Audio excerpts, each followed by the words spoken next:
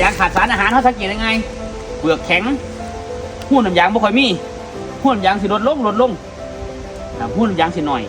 แล้วบัดนี้เอาไปมาหน่อยไปหน่อยมาบัดนี้บ่มีเลยบัดนี้ชาวบ้านก็เลยเอิ้นว่ายางหนาตายการสร้างท่อน้ำยางการสร้างเปลือกมันใส่1น้ำครับ2ถาดอาหารที่ครบวงเล็บเด้ที่ครบเพราะครบมันก็สร้างได้บ่ค่อยดี